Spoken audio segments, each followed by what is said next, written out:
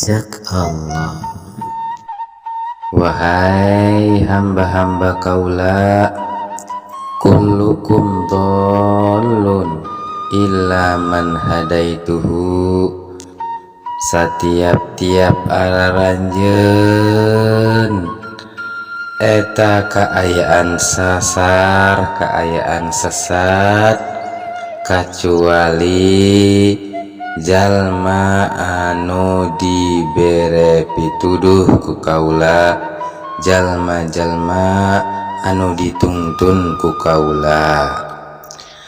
Maka fastahduni ahdikum, sok geura marentah pitunjuk, geura marentah panungtun ka Kaula, maka ku Kaula bakal ditungtun, bakal diberi hidayah ku Kaula.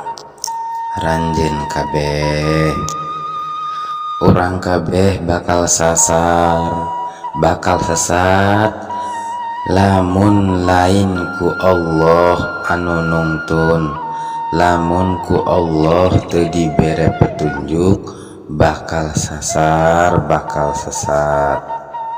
Mantap geus kuduna urang menta panungtun, menta petunjuk ka Allah, sangkan kahirupan urang ulah sasar. Nu matak ari hirup kudu ngaji jeung kudu ngejo. Urang ngejo sangkan ulah lapar, urang ngaji sangkan ulah sasar. Ngejo bae henteu ngaji, beteung seubeuh tapi ruhna sasar. Ngaji bae henteu ngejo, ruhna bener tapi jasadna lapar. Matak ngaji jeung ngejo kudu ngahiji, supaya hirup henteu lapar, jiwa oge henteu sasar.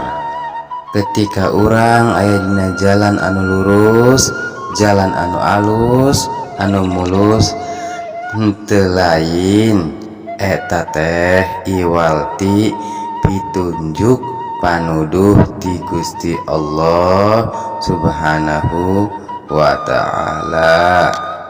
Lain nang urang wungkul, lain wungkul nang urang sorangan.